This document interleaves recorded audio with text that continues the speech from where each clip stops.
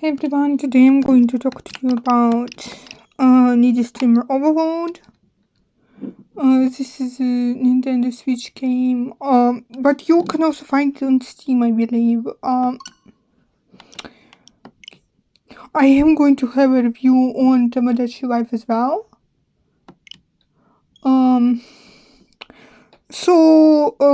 To start off, this is not actually my preferred genre of games. I don't usually play games of this sort.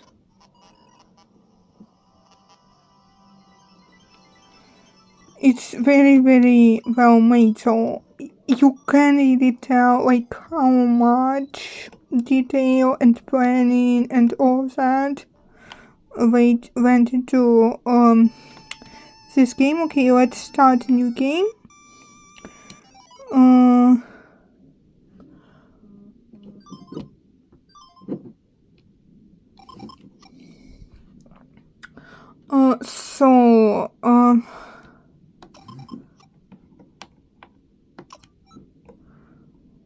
Okay, let's log in. So this game is essentially it's streaming. Streaming manager simulator with like some dating elements to it. What's really cool about it is like the amount of detail that went into that, because you can have Twitter on here, you can have messages on here. We have messages opened right now. We can actually enlarge this tab, but it doesn't have to be this small. But what's a little bit uncomfortable about like the Nintendo Switch version of the game is the fact that you have to operate a cursor while technically operating a thumbstick, and that's not really convenient. And if you can, I'd recommend getting this game on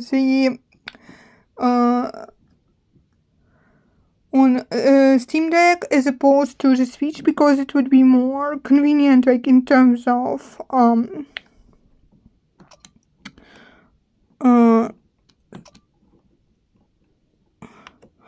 okay, I have to click on, that's why it wasn't doing anything. I'm really happy that it filled in password for me, because no, I would not have remembered that. And, okay, so this is our character. She's really cute. Like, her personality is, very much,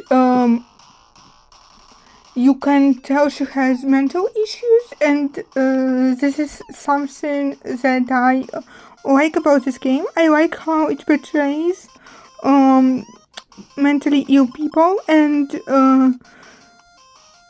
I wouldn't say she was mentally ill, just like she was going through a rough patch, more precisely, and to my mind she used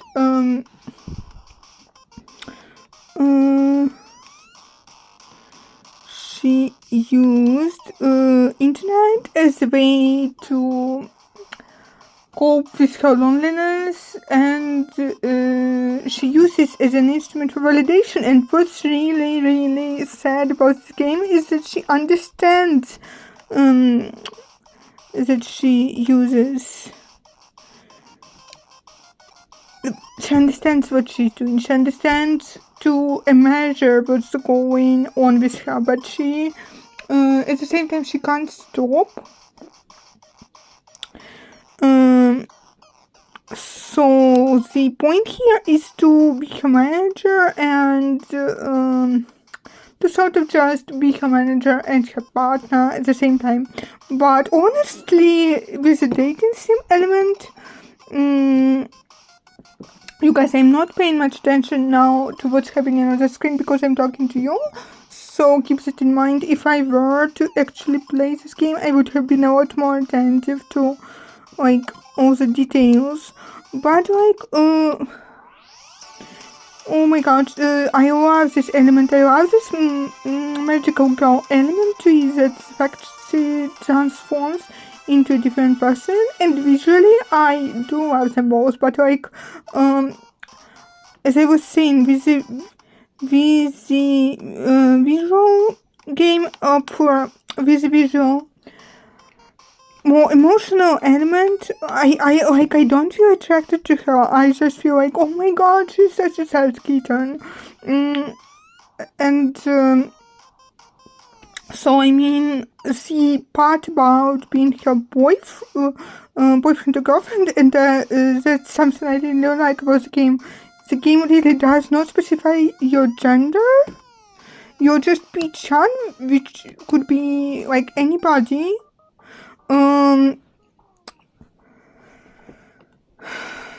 So yeah, as a bisexual girl, I feel super comfortable playing this game. But anyway, to me this was more like a mental well-being game focused on mental well-being. And I sort of tried to prioritize her mental well-being, as well as keep her from some really, really bad decisions that she otherwise would have made during the game. And some of them include, I think, nude stream. I don't think that nude streams are bad. It's just in her emotional state, attracting the kind of crowd that that those kinds of streams would have attracted. I don't think it would have helped with her emotional stability. So yeah, that's something I definitely have stayed away from. In my case, I think you can have a lot of ways this game can go, a lot of priorities, and honestly, something that it was really, really touching and really surprising, that over the course of this game, I just found that when I made a heart-to-heart stream with my fans, and I did not have a particularly large she didn't have a large fan base, but she talked about like her mental state, her life, and a lot of people really related to it, and I think that really helped to get a good ending. So that was very, very touching. So my priority here was just her mental well-being, and not so much as like her popularity, because I don't think she really needed to be popular, and if she were popular, she would it would have worsened rather than bettered her condition, because she would be popularity addict, she would crave it, and eventually she would just tire herself out. So I think what I focused on was creating like meaningful emotional connections with her and encouraging her to bond with her viewers to the best of her ability, and I think it helped. I hope it helped her, and I'm really, really pleased with the ending that I ended up. Just sorry.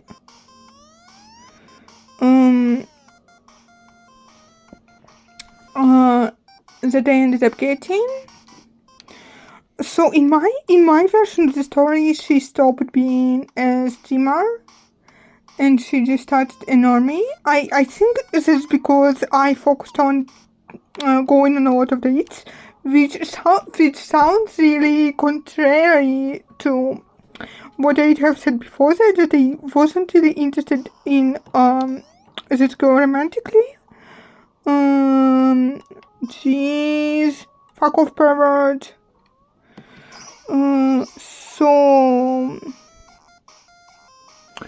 you all. But the truth was, I just did not have any good streaming ideas available to me, like besides the nude one, which is obvious now. Again, what else? So instead I just focused on non-streaming aspects of the game that were like spending time together or going places, and I was also happy when she had fun, and I think I ended up strengthening our bond that way. And it did give her a lot of streaming ideas and then, so it all worked out, and I'm super happy with how my game ended. But like the problem with this game for me is the fact that it's overpriced. I think it's overpriced for how short it could be, because my game was only about 7 days long in game time, and about an hour long in real time. And paying like upwards of 3,000 rubles for a physical copy of the game, and I don't think I would have gotten my money's worth if I did buy it on here. And you know my policy on buying Steam games, I would rather not, if I can avoid it, because yeah, my Steam had issues again. Just yesterday I put it on charge, and then it started, the whole mess had started. I think I will do a post on it on Telegram in the future. But the point is, I do prefer getting my games on Switch, and this would have been really expensive to get under regular circumstances. So if my Switch weren't modded, I don't think I would have gone for this game, but I'm glad I did, and I did really enjoy it. And you guys, if you see someone that you can tell is struggling mentally, just, I don't know, do something about it, give them some attention, because it can really go a long way. And one of the more realistic occurrences that I've had was that one of my friends, I met her through YouTube, I commented on the video that she is very pretty without makeup, and she doesn't need to use it as much because she's already pretty, and she was so happy, and I felt really good about the whole encounter. So just drop them a few words, and please don't be mean if you don't need to be on the internet and off it. So yeah, would I recommend this game? I think I would, but there are a few very big buts. First of all, this is heavily tied to mental well-being, and it might not be the best fit for everybody. Like, I don't think you should play this game if you're mentally unwell. It's like more of a raising awareness thing.